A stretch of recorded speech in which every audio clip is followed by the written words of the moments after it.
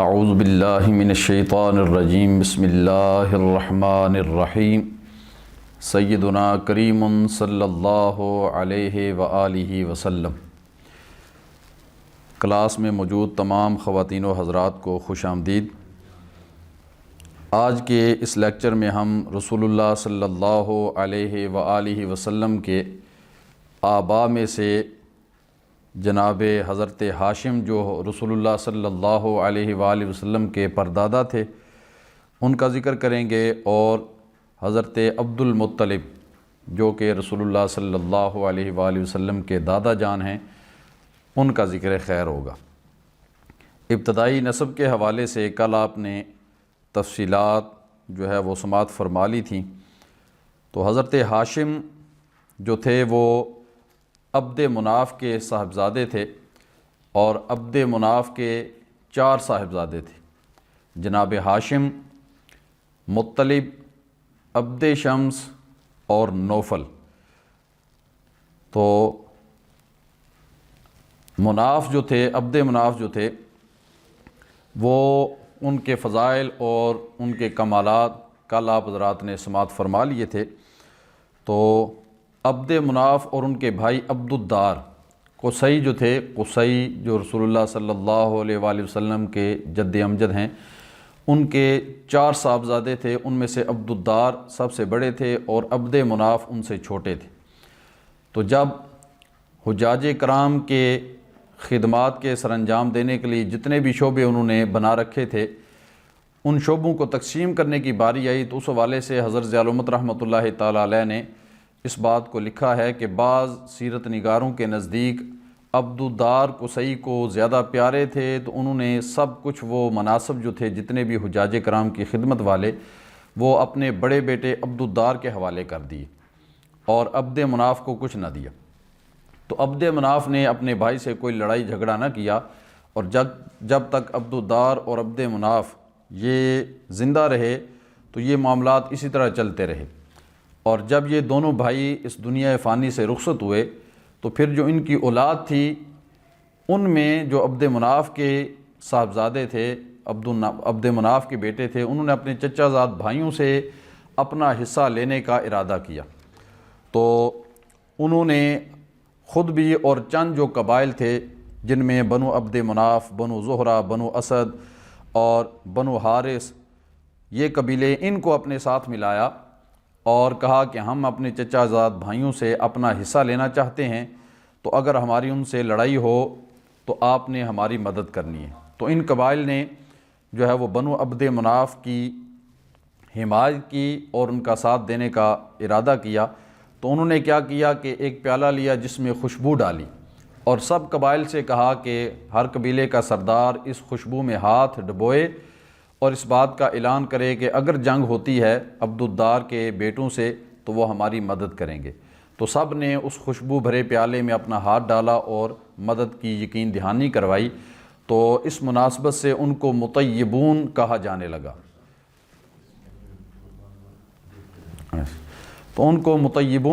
لگا۔ دوسری طرف جو عبددار کے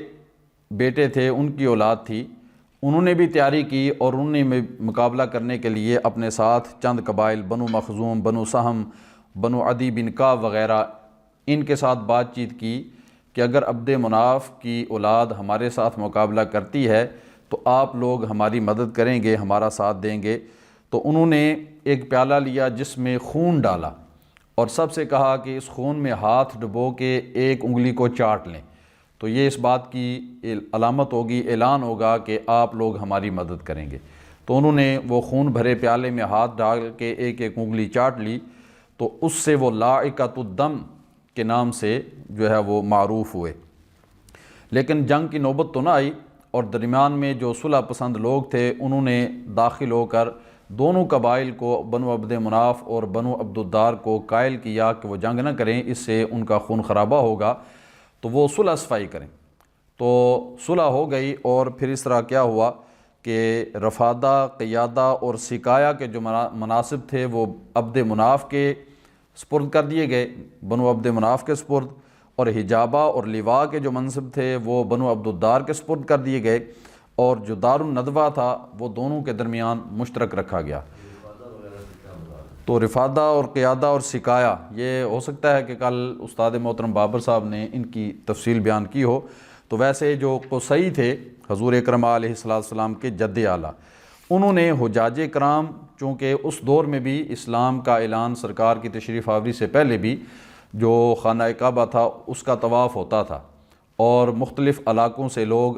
مکہ میں آتے تھے حج کے مہینوں میں اور بیت اللہ شریف کا طواف کرتے تھے۔ جو ان کا انداز تھا زمانہ جاہلیت کا،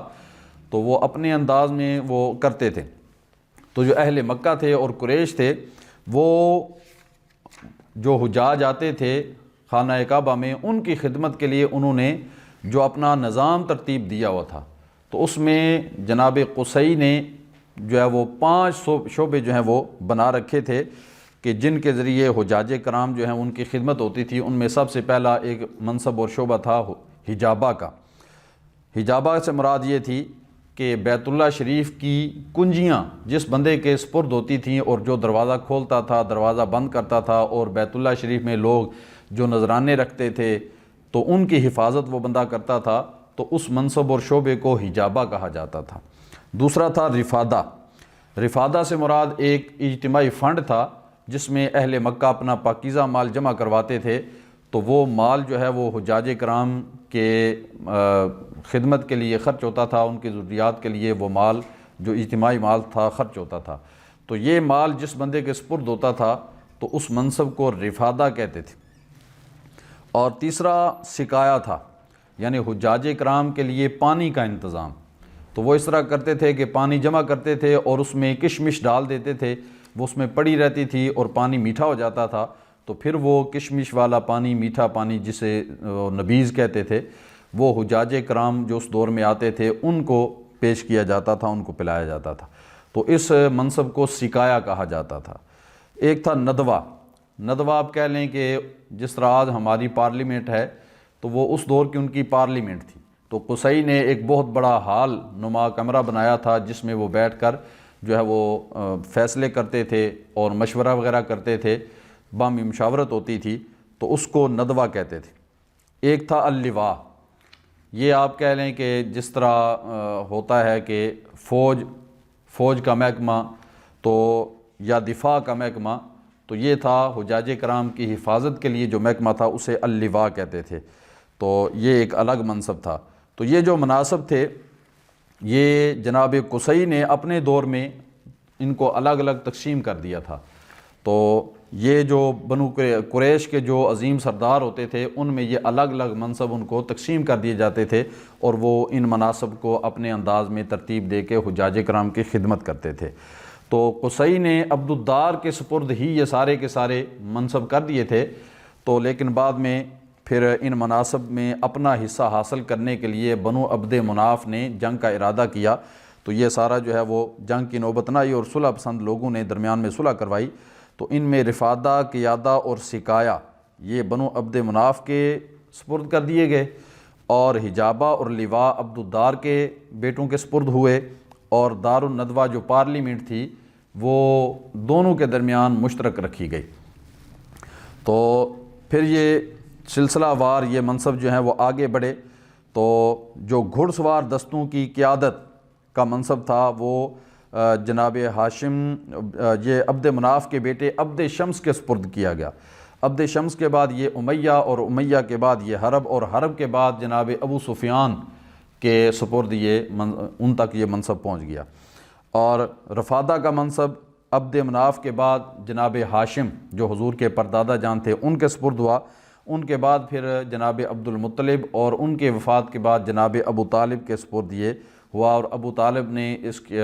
بعد میں یہ اپنے بھائی حضرت عباس کے سپرد کر دیا تھا، یہ رفادہ کا منصب۔ سکایا کا منصب بھی جناب ہاشم کے سپرد ہوا، اور اس کے بعد پھر مطلب کو ملا جو ہاشم کے بھائی تھے۔ مطلب ہاشم کے بعد مطلب کو ملا، اور اس کے بعد پھر یہ عبد المطلب جو رسول اللہ صلی اللہ علیہ وآلہ وسلم کے دادا جان تھے یہ ان تک پہنچا۔ تو یہ جو مناصب تھے یہ سلسلہ وار جو ہے وہ چلتے چلتے کچھ جو ہیں وہ جناب ابو طالب تک، اور کچھ ابو سفیان اور دیگر جو سرداران قریش تھے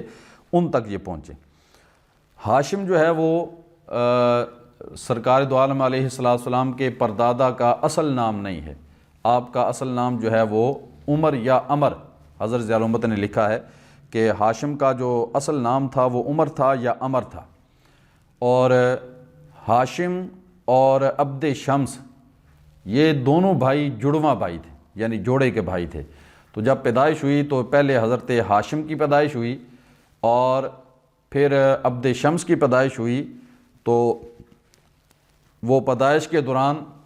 جناب ہاشم کے پاؤں کا ایک انگوٹھا وہ عبد شمس کے سر کے ساتھ جڑا ہوا تھا، کیونکہ جوڑے کے بھائی تھے۔ تو ہاشم پہلے پیدا ہوئے، ان کے پاؤں کا ایک انگوٹھا عبد شمس کے سر کے ساتھ جڑا ہوا تھا، تو پھر اس کو الگ کرنے کے لیے ایک تیز دھار آلہ استعمال کیا گیا۔ تو جب وہ پاؤں کو سر سے جدا کیا گیا تو لازمی بات ہے خون بہنا تھا، خون بہہ گیا۔ تو وہاں جو لوگ تھے انہوں نے جو ہے وہ کہنا شروع کر دیا کہ بچپن میں ان کا خون جو ہے وہ بہہ گیا ہے، تو یہ بڑے ہو کے آپس میں خون بہائیں گے ایک دوسرے کے یہ دشمن ہوں گے۔ تو بہرحال یہ وقت گزر گیا اور پھر قبیلہ قریش میں حضرت ہاشم جو ہے وہ آہستہ آہستہ بڑے ہوئے، اور جب آپ نے جوانی میں قدم رکھا تو آپ نے دیکھا کہ قبیلہ قریش میں ایک رسم جو ہے وہ زمانہ جاہلیت سے چلی آ رہی ہے، اس کا نام تھا احتفاد۔ اس کا مطلب یہ تھا کہ قبیلہ قریش میں اگر کوئی بندہ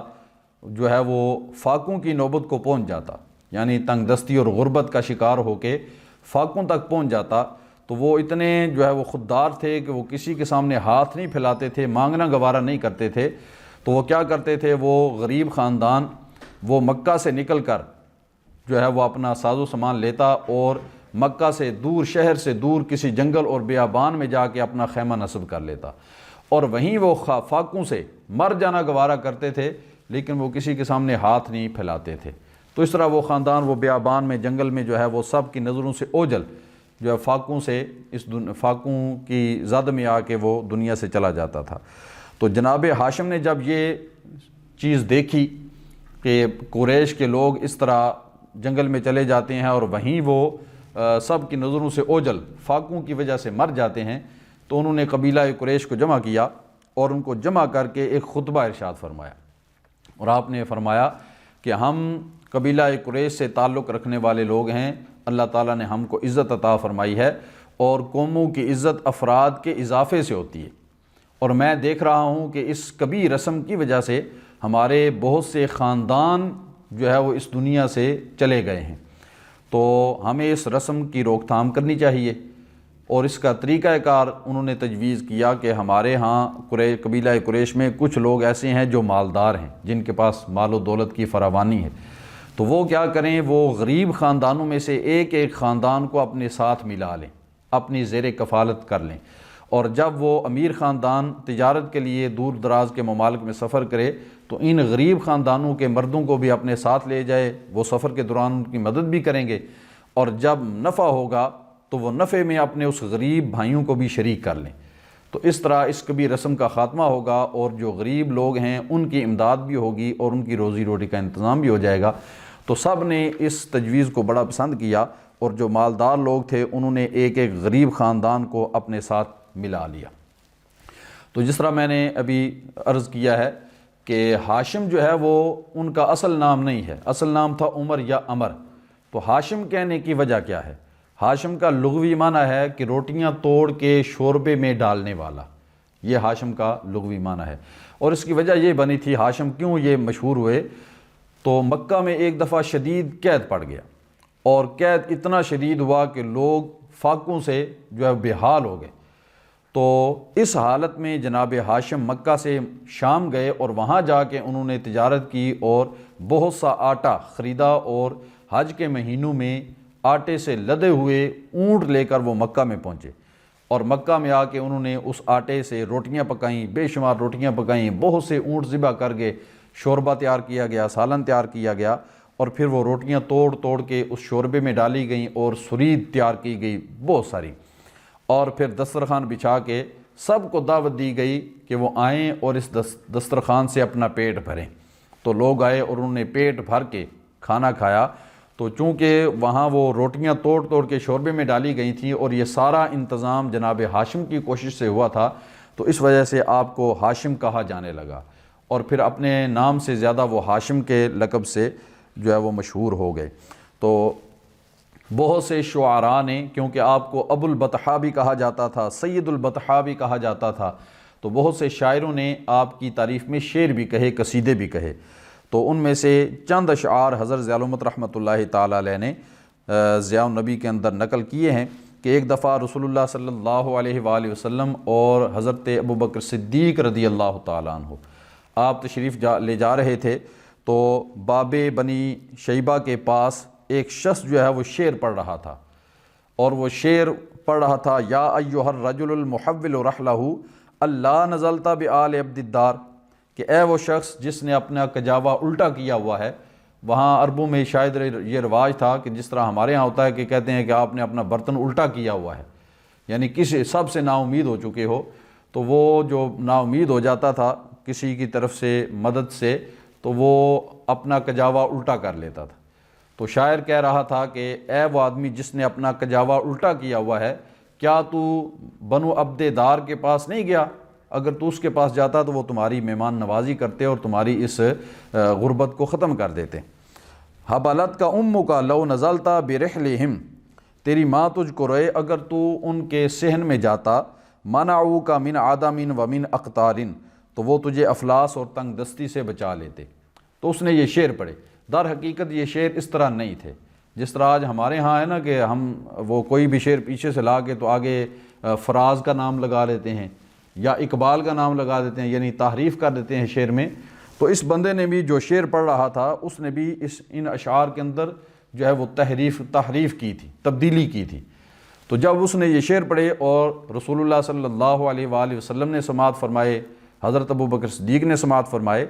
تو سن کے تو رسول اللہ صلی اللہ علیہ وآلہ وسلم نے حضرت ابوبکر صدیق کی طرف دیکھا اور پوچھا کہ ابوبکر کیا یہ اشعار اسی طرح ہیں؟ تو آپ نے عرض کیا لا والذی بعثک بالحق، یا رسول اللہ جس ذات نے آپ کو حق کے ساتھ مبعوث کیا ہے یہ اشعار حقیقت میں اس طرح نہیں ہیں۔ تو پھر آپ نے پوچھا درست اشعار کیا ہیں؟ تو حضرت ابوبکر صدیق رضی اللہ تعالی عنہ نے ان اشعار کو درست کر کے پڑھا اور فرمایا کہ اصل اشعار یہ ہیں یا ایھا الرجل المحول رحلہ اللہ نزلت بآل عبد مناف، اس شخص نے عبد مناف کی جگہ عبد الدار لگا دیا تھا۔ تو فرمایا کہ عرض کی کہ یا رسول اللہ اصل شعر یہ ہے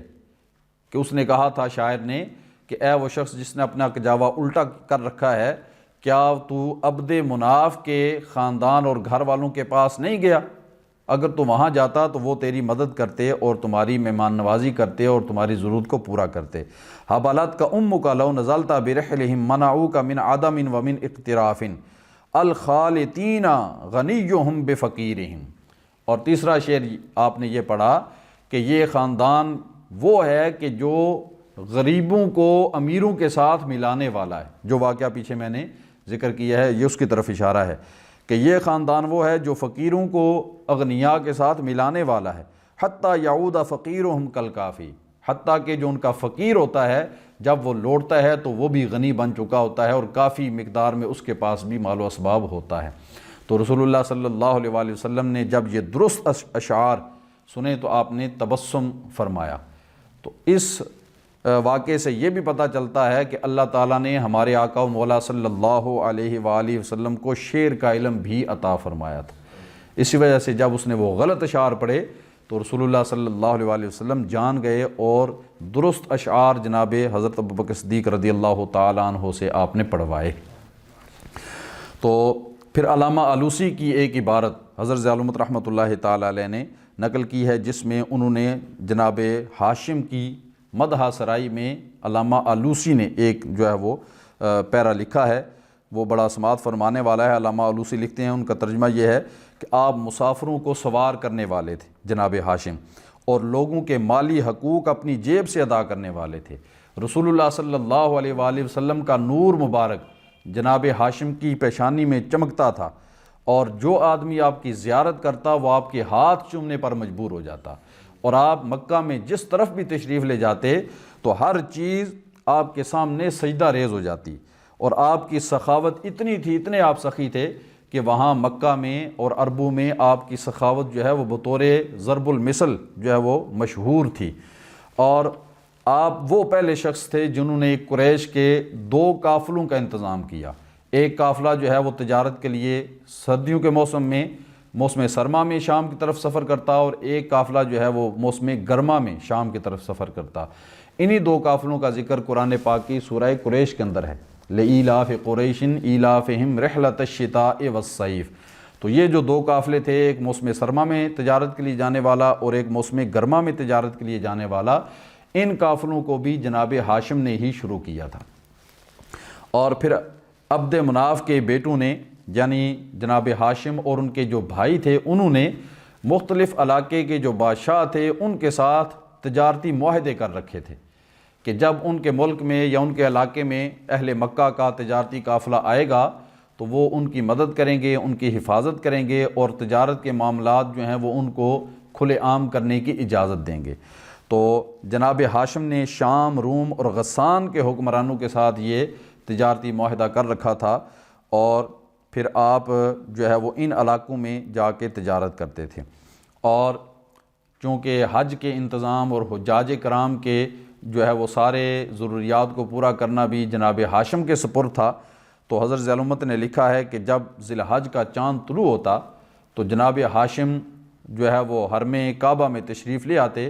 اور کعبہ کی دیوار کے ساتھ ٹیک لگا کے آپ کھڑے ہو جاتے اور خطبہ ارشاد فرماتے، یعنی اہل قریش اور گروہ قریش کو جمع کرتے اور خطبہ ارشاد فرماتے، اور ان کو ابھارتے حجاج کرام کی خدمت پر، اور اس خدمت کے فضائل بیان کرتے، اور جو سابقہ روایت تھی اس کا ذکر کرتے، اور کہتے کہ میں بھی اپنے مال کا جو حلال اور طیب حصہ ہے وہ حجاج کرام کی خدمت کے لیے پیش کروں گا، اور باقی حضرات بھی حلال اور طیب مال، ناپاک اور حرام مال نہیں، ہر کوئی اپنا حلال اور طیب مال جو ہے اس کو حجاج کرام کی خدمت کے لیے اس چندے میں شامل کرے۔ تو لوگ جو ہے وہ بڑھ چڑھ کے مال کو جمع کرتے، اور اجتماعی فنڈ اکٹھا کیا جاتا، اور وہ دار الندوہ میں جمع ہوتا تھا، اور پھر اس کو حجاج کرام کی خدمت کے لیے خرچ کیا جاتا تھا۔ تو یہ سارا انتظام بھی جناب ہاشم جو ہے وہ فرمایا کرتے تھے۔ اور حضرت ہاشم جو ہے ان کا انتقال عین جوانی کی حالت میں، آپ کی عمر ابھی 25 سال تھی، اور آپ شام کے سفر پر، تجارتی سفر پر گئے ہوئے تھے، تو وہیں آپ جو ہے وہ بیماری کی وجہ سے آپ کا انتقال ہوا 25 سال کی عمر میں، اور غزہ شہر کے اندر آپ کی تدفین ہوئی، اور آپ کا مزار ابھی بھی غزہ شہر کے اندر ہے، فلسطین میں جو غزہ ہے شہر، اس کے اندر آپ کا جو تدفین ہوئی، اور وہیں آپ کا مزار بھی ہے۔ تو یہ مختصر تذکرہ حضرت ذیل الامت رحمۃ اللہ تعالیٰ علیہ نے سرکار دو عالم علیہ السلام کے پردادا جان جناب حضرت ہاشم کا کیا۔ اس کے بعد حضرت عبد المطلب جو رسول اللہ صلی اللہ علیہ وآلہ وسلم کے دادا جان ہیں، ان کا ذکر خیر آتا ہے۔ تو جناب ہاشم کو اللہ تعالیٰ نے ظاہری حسن و جمال بھی عطا فرمایا تھا، اور پھر آپ کے ذات کے اندر جو آپ کی عادات تھیں وہ بھی خوبصورت تھیں۔ تو عین جوانی کی حالت میں بھی آپ کی عمر 20-22 سال کی تھی، تو آپ مکہ سے شام کی طرف تجارتی سفر کے لیے روانہ ہوئے، تو رستے میں یثرب کے مقام پر، جو اس وقت مدینہ طیبہ ہے، تو یثرب کے مقام پر آپ قبیلہ بنی نجار کے سردار عمر بن لبید کے گھر میں 4 دن کے لیے رکے۔ مکہ سے شام جاتے ہوئے یثرب میں بنی نجار کے سردار عمر بن لبید کے گھر میں آپ 3-4 دن آپ نے قیام کیا۔ تو ان کی بیٹی سلمہ خاتون جو ہے وہ ان کو آپ نے پسند کیا اور ان کا رشتہ اپنے لیے طلب کیا۔ تو عمر بن لبید نے بڑی خوشی سے وہ رشتہ جو ہے وہ مکہ کے سردار جناب ہاشم کو دینے کا فیصلہ کیا اور حامی بھر لی اور شادی بھی کر دی، اور شرط یہ لگائی کہ پہلا بچہ جو ہے وہ میری بیٹی وہ اپنے میکے میں آ کے، یعنی یثرب میں آ کے اپنے میکے میں آ کے پہلا بچہ جنے گی، یہ ہماری شرط ہے۔ تو جناب ہاشم نے اس شرط کو قبول کیا، آپ کی شادی جو ہے وہ سلمہ خاتون سے ہو گئی، اور جب پہلا بچہ پیدا ہونے کا وقت آیا، قریب آیا، تو آپ نے وعدے کے مطابق اپنی زوجہ جناب سلمہ کو یثرب روانہ کر دیا، اور وہیں پہ جو ہے وہ جناب عبد المطلب کی پیدائش ہوئی۔ تو جب آپ پیدا ہوئے تو آپ کے سر کے بالوں میں سے کچھ بال سفید تھے، جس وجہ سے آپ کو شیبہ کا نام دیا گیا۔ شیبہ کا مطلب ہے بوڑھا، تو وہ بال سفید ہونے کی وجہ سے آپ کا نام شیبہ رکھا گیا۔ تو آپ کا اصل نام جو ہے وہ شیبہ یا شیبہ ہے۔ تو وہیں پہ آپ کی پرورش ہو رہی تھی، اور آپ حضرت ہاشم اسی دوران جو ہے وہ شام کے سفر پر گئے، اور وہیں آپ کا جوانی میں ہی 25 سال کی عمر میں انتقال ہو گیا۔ تو جناب عبد المطلب اور ان کی والدہ سلمہ وہ یثرب میں ہی رہ گئیں، اور وہیں آپ پھر پرورش پاتے رہے۔ 7 سال گزر گئے جناب ہاشم کے وصال کو۔ تو پھر مکہ سے ایک بندہ بنو حرس بن عبد مناف کا ایک آدمی وہ یثرب کسی کام سے گیا، تو اس نے دیکھا کہ بچے جو ہیں وہ آپس میں کھیل رہے ہیں، اور ان میں سے ایک بچہ ہے 7 سال کا، اور جب وہ تیر مارتا ہے اور اس کا تیر نشانے پہ جا کے لگتا ہے تو وہ بلند آواز سے نعرہ لگاتا ہے، انا ابن ہاشم انا ابن سید البطحہ، تو وہ یہ بلند آواز سے کہتا ہے۔ تو اس بندے کو پتہ لگا کہ یہ تو جناب ہاشم کا بیٹا ہے، تو وہ واپس مکہ آیا۔ تو آتے ہی اس نے جناب ہاشم کے بھائی مطلب کو جا کے بتایا کہ آپ کے بھائی ہاشم کا جو بیٹا ہے وہ یثرب میں غریب الوطنی کی زندگی گزار رہا ہے۔ تو یہ ہرگز مناسب نہیں ہے قبیلہ قریش اور خاندان ہاشم کا چشم و چراغ ہو اور وہ غریب الوطنی کی زندگی گزارے، یہ ہمارے لیے کسی طور بھی مناسب نہیں ہے۔ تو آپ اس طرح کریں، آپ اس کے چچا ہیں، آپ فوراً جائیں اور اس کو جا کے یہاں واپس مکہ میں لائیں، تاکہ وہ یہاں آ کے اپنے خاندان میں اپنی زندگی گزارے۔ تو جو مطلب تھے وہ فوراً روانہ ہوئے اور یثرب پہنچے، اور وہاں جا کے اپنی جو بھابھی تھیں سلمہ، ان سے جا کے بات کی کہ آپ بھی چلیں اور یہ شیبہ کو بھی ساتھ لے چلیں، تاکہ یہ اپنے خاندان کے بچوں میں زندگی گزارے اور اس کی تربیت اچھی ہو۔ تو سلمہ نے تو آنے سے انکار کر دیا، اور اپنے بیٹے کی خاطر انہوں نے کہا ٹھیک ہے آپ اس کو لے جائیں اور اس کی اچھی پرورش کریں۔ تو جناب مطلب جو ہیں وہ شیبہ کو اپنے ساتھ سواری پر پیچھے بٹھا کے مکہ آ گئے۔ جب آپ مکہ میں داخل ہوئے تو قریش کے سردار وہاں جمع تھے، تو انہوں نے دیکھا تو انہوں نے پوچھا کہ یہ بچہ کون ہے؟ تو چونکہ اس وقت ان کی حالت جو ہے وہ اچھی نہیں تھی، تو آپ نے بتانا مناسب نہ سمجھا، تو آپ نے کہا یہ میرا غلام ہے۔ اور جب گھر آئے تو بیوی نے پوچھا کہ یہ بچہ کون ہے، تو اسے بھی یہی بتایا کہ یہ میرا غلام ہے۔ اور گھر پہنچ کے اس بچے کو نہلایا، صاف ستھرا لباس پہنایا، اور پھر سب کو بتایا کہ یہ میرے بڑے بھائی ہاشم کا لخت جگر ہے۔ اور پھر آپ نے مطلب نے بڑے ناز و انداز سے جناب شیبہ کی پرورش کی۔ تو چونکہ وہ جب مکہ میں پہنچے تھے اپنے بھتیجے کو لے کر، تو جس نے پوچھا اسے یہی بتایا کہ یہ میرا غلام ہے، تو وہ شیبہ کی بجائے عبد المطلب کے نام سے مشہور ہو گئے۔ تو وہ اصل نام جو ہے وہ پیچھے رہ گیا، اور جو عبد المطلب تھا وہ نام سب کے زبانوں پہ چڑھ گیا، اور وہی نام زیادہ مشہور ہو گیا۔ تو یہاں سے جناب شیبہ عبد المطلب کے نام سے مشہور ہوئے۔ تو مطلب کی زیر سایہ آپ نے پرورش پائی، اور جب آپ نے جوانی میں قدم رکھا تو مطلب نے شفقت کا اظہار کیا، اور جو جناب ہاشم کی جائیداد وغیرہ تھی وہ بھی عبد المطلب کے سپرد کر دی، اور جو سقایا اور دوسرے مناصب تھے جو جناب ہاشم کے سپرد تھے وہ بھی عبد المطلب کے سپرد کر دیے۔ تو پھر ایک واقعہ پیش آیا کہ آپ حتیم کے اندر جو ہے وہ آرام فرما رہے تھے،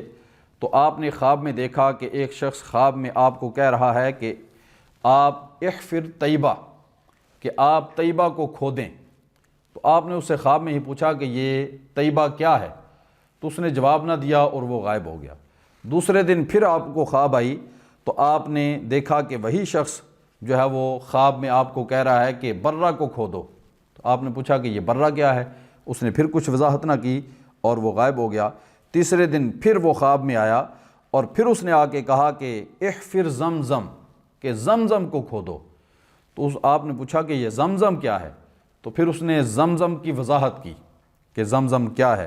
تو آپ نے پھر کیا کیا کہ اپنے بیٹے حارث کو، ویسے تو عبد المطلب کے 10 بیٹے تھے لیکن اس وقت صرف حارث ہی پیدا ہوئے تھے، تو آپ نے اپنے بیٹے حارث کو ساتھ لیا، کدال اٹھائی اور نائلہ اور اساف بت جو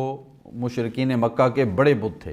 ان کے درمیان والی جو جگہ تھی وہاں پہنچے تو آپ نے دیکھا کہ ایک سیاہ رنگ کا کوا زمین کے اوپر چونچے مار رہا ہے، تو اس کا مطلب تھا کہ یہ وہ جگہ ہے جہاں کھدائی کرنی ہے۔ تو اب حضرت عبد المطلب اور حارث نے باپ بیٹے دونوں نے مل کے اس جگہ کو کھودنا شروع کر دیا۔ تو جو اہل قریش تھے وہ آئے تو انہوں نے مذاق اڑانا شروع کر دیا کہ یہ تم کیا کر رہے ہو، خام خواہ اپنا وقت ضائع کر رہے ہو، یہاں کچھ بھی نہیں ہے تو چھوڑ دو۔ تو آپ نے کہا نہیں میں کھدائی کروں گا۔ تو باپ بیٹا کھدائی کرتے رہے، جب کافی گہرائی میں نیچے گئے تو نیچے سے پھر آثار پانی کے ظاہر ہونے لگے۔ تو جب اہل قریش نے دیکھا کہ یہاں سے تو کچھ برآمد ہونے لگا ہے تو انہوں نے مطالبہ شروع کر دیا کہ ہمارا حصہ بھی اس میں ہونا چاہیے اور ہم بھی کھدائی میں شامل ہوں گے۔ تو حضرت عبد المطلب نے فرمایا نہیں، اب تم اس کھدائی میں شامل نہیں ہو سکتے، یہ میرا ہی حصہ ہے اور میں ہی اس کو کھودوں گا۔ تو انہوں نے زبردستی کرنی شروع کر دی۔ جب لڑائی کو نوبت پہنچی تو پھر فیصلہ ہوا کہ اس کا کوئی حل نکالا جائے، کوئی حکم مقرر کریں، وہ جو فیصلہ کرے اس کے مطابق پھر ہم چلیں گے۔ تو پھر قبیلہ بنی سعد بن حزیم کی کاہنہ جو ہے وہ بطور حکم مقرر ہوئی۔ تو جب قریش اور جناب عبد المطلب اس سے فیصلہ کروانے کے لیے روانہ ہوئے تو رستے میں چونکہ صحرا تھا تو اس سے گزرتے ہوئے جناب عبد المطلب کے پاس سے پانی ختم ہو گیا۔ تو انہوں نے وہ جو دوسرا گروہ تھا، مخالف گروہ تھا، اس سے پانی طلب کیا تو انہوں نے پانی دینے سے انکار کر دیا۔ تو پیاس کی شدت کی وجہ سے جناب عبد المطلب اور جو ان کے ساتھی تھے وہ نڈھال ہو گئے۔ تو انہوں نے فیصلہ کیا کہ ہم کیا کریں، اب آگے تو جا نہیں سکتے، پیاس کی شدت کی وجہ سے ہم قدم بھی نہیں اٹھا سکتے، تو کیا کریں کہ ہم یہیں پہ اپنی قبریں کھود لیتے ہیں اور ان میں بیٹھ جاتے ہیں، تو جس کی موت آئے گی باقی افراد مل کے اس کو دفن کر دیں گے، اور جو سب سے آخر میں ہوگا پھر وہ بغیر قبر کے ہی، بغیر کفن کے ہی پڑا رہے گا۔ تو یہ اس لیے فیصلہ کیا گیا کہ سب کی میتیں خراب ہونے کی بجائے جو ہے وہ صرف ایک کی جو آخر میں بچ جائے گا اس کی میت خراب ہوگی۔ تو وہ قبریں کھودی گئی تو حضرت عبد المطلب نے فرمایا کہ یہ مناسب تو نہیں ہے کہ ہم جوان مرد ہو کر اس طرح ہاتھ پر ہاتھ رکھ کے اپنی موت کا انتظار کریں، یہ مناسب نہیں، بلکہ ہمیں آگے بڑھنا چاہیے اور پانی کی تلاش کرنی چاہیے۔ تو سب نے اس بار حامی بھری اور پھر دوبارہ سفر کے لیے تیار ہوئے، اور جب اٹھے تو حضرت عبد المطلب نے جب اپنے اونٹ کو اٹھایا تو اس کے نیچے سے پانی کا چشمہ ابل پڑا۔ تو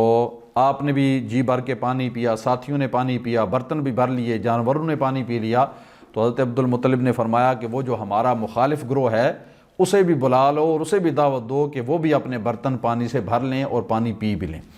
تو دوستوں نے کہا کہ نہیں یہ مناسب نہیں ہے، انہوں نے ہمیں پانی دینے سے انکار کیا تھا تو اس لیے ہمیں بھی نہیں چاہیے کہ ہم ان کو پانی دیں۔ تو آپ نے فرمایا نہیں، اگر ہم بھی ایسا ہی کریں گے تو ہم میں اور ان میں فرق نہیں رہے گا۔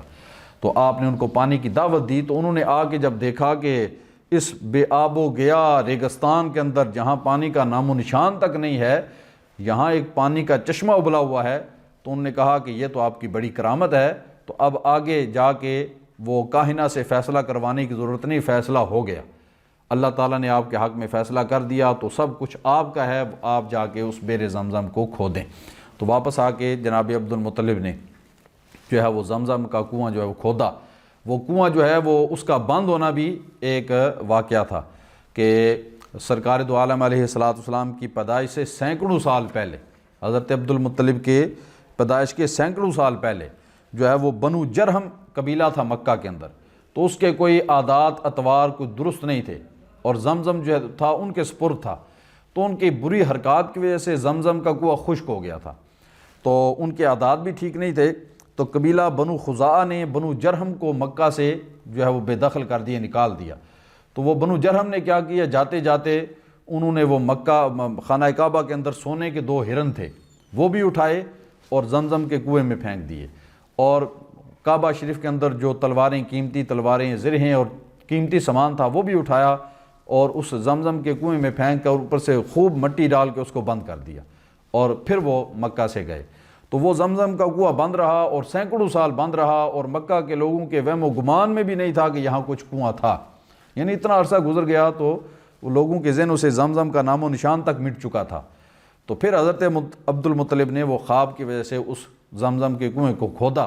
تو جب کھودا تو نیچے سے وہ سونے کے ہرن بھی نکل آئے، زرہیں بھی نکل آئیں، تلواریں بھی نکل آئیں، پانی بھی جاری ہو گیا۔ تو پھر آپ نے وہ جو سونے کے ہرن تھے اس پہ بھی پھر جھگڑا ہو گیا، تو فیصلہ یہ ہوا کہ ان سونے کے جو ہرن ہیں ان کو پگھلا کے ان کے پترے بنوائیں اور کعبہ شریف کا جو دروازہ ہے اس پہ لگا دیے جائیں۔ تو وہ سونے کے جو ہرن تھے ان کو پگھلا کے پترے بنائے گئے اور بیت اللہ شریف کے دروازے پر ان کو نصب کر دیا گیا۔ اور حضرت ذیالمت نے فرمایا کہ بعض روایتوں میں ہے کہ وہ ہرن اسی طرح کعبہ شریف کے اندر رکھ دیے گئے اور بعد میں وہ چوری ہو گئے اور غائب ہو گئے وہ پھر۔ بہرحال یہ زمزم کا کنواں اس طرح جو ہے وہ کھودا گیا اور دوبارہ وہ جاری ہو گیا۔ یہ سارا واقعہ حضرت ذیالمت رحمۃ اللہ تعالیٰ علیہ نے ضیاء النبی کے اندر نقل فرمایا ہے۔ پھر ایک بہت بڑا اور تاریخی واقعہ جناب عبد المطلب کے ساتھ جو منسوب ہے اور آپ کے دور میں پیش آیا، وہ تھا ابرہہ کے لشکر کا جو ہے وہ تباہ و برباد ہونا، جس کا ذکر قرآن پاک کی سورۃ الفیل کے اندر بھی ہے۔ تو یہ واقعہ اس طرح پیش آیا کہ یمن کا بادشاہ تھا ابرہہ، تو اس نے یمن کے اندر ایک بہت بڑا عظیم الشان گرجا تعمیر کیا، اور اس کا ارادہ تھا کہ مکہ میں لوگ جاتے ہیں اور بیت اللہ کا طواف کرتے ہیں، تو میں یہاں یمن میں ایک گرجا تعمیر کروں عظیم الشان اور لوگ اس کا طواف کریں۔ تو اس نے وہ گرجا تعمیر کیا اور لوگوں کو دعوت دی کہ وہ مکہ نہ جائیں بلکہ ادھر آ کے اس کا طواف کریں، یہ اس سے بھی زیادہ عظیم الشان عمارت ہے۔ تو جب اہل مکہ کو اس بات کی خبر پہنچی تو ان کو یہ پسند نہ آیا کہ وہ یمن کا جو بادشاہ ابرہہ ہے وہ ہمارے بیت اللہ کی مخالفت کر رہا ہے۔ تو مکہ سے ایک بندہ اٹھا بنی کنانہ کا، اور وہ یمن پہنچا اور وہاں جا کے اپنے غصے کا اظہار کرنے کے لیے، نفرت کا اظہار کرنے کے لیے وہاں اس عظیم الشان گرجا کے اندر جا کے اس نے قضائے حاجت کر کے اس کو گندا کر دیا۔ تو وہ ابرہہ کو خبر پہنچی کہ مکہ سے ایک بندہ آیا ہے اور اس نے ہمارے گرجا کو گندا کر دیا ہے، آلودہ کر دیا ہے۔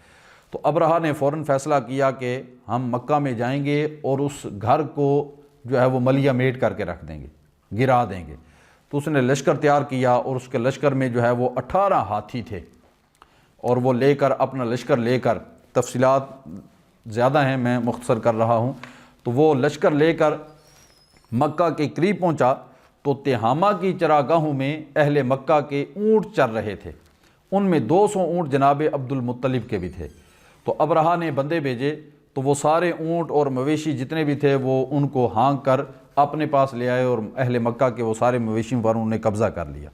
تو جناب عبد المطلب کو جب اس بات کی اطلاع ملی کہ ابرہہ مکہ پر حملہ کرنے کے لیے آ گیا ہے اور خانہ کعبہ کو گرانے کے لیے آ گیا ہے اور اس نے ہمارے مویشیوں کو بھی پکڑ لیا ہے، تو آپ عبد المطلب جو ہیں وہ ابرہہ سے ملنے کے لیے گئے۔ تو وہاں اس سے ٹائم لیا، اس کے دربار میں گئے، تو ابرہہ نے جب آپ کا جاہ و جلال دیکھا، آپ کا حسن و جمال دیکھا، تو وہ آپ کی تعظیم کے لیے نہ چاہتے ہوئے بھی اٹھ کھڑا ہوا، اور پھر اس نے آپ کے ساتھ فرش پر بیٹھنا پسند کیا، اور آپ کے ساتھ وہ نیچے چٹائی پر بیٹھ گیا اور پوچھا کہ آپ کس سلسلے میں آئے ہیں؟ تو آپ نے فرمایا کہ آپ کے جو فوجی ہیں وہ اہل مکہ کے اونٹ جو ہیں وہ قابو کر کے لے آئے ہیں، ہانک کر لے آئے ہیں، اور ان میں سے 200 اونٹ میرے ہیں، تو میں تو اپنے 200 اونٹ لینے کے لیے آیا ہوں۔ تو ابرہہ نے کہا کہ میرے دل میں تو آپ کے لیے بڑی عزت اور احترام تھا کہ آپ مکہ کے سردار ہیں، تو آپ خانہ کعبہ کے بارے میں کچھ کہنے کے لیے آئے ہوں گے کہ اس کو چھوڑ دو، اس کو نہ گراؤ، تو آپ نے یہ اپنے 200 اونٹوں کی بات کر کے تو جو عزت اور مقام و مرتبہ میرے دل میں آپ کا تھا اس کو سارا اپنے تو وہ تو نکال دیا، ختم کر دیا۔ آپ کو تو کعبہ کی نہیں اپنے اونٹوں کی پڑی ہوئی ہے۔ تو وہاں آپ نے ایک تاریخی جملہ ارشاد فرمایا، آپ نے فرمایا کہ جس گھر کو تم گرانے کے لیے آئے ہو اس کا ایک مالک ہے، وہ اس کی حفاظت کر لے گا، میں تو اپنے اونٹوں کا مالک ہوں، میں تو ان کی بات کروں گا، اس گھر کا جو مالک ہے وہ جانے اور تم جانو، وہ اس کی حفاظت کر لے گا۔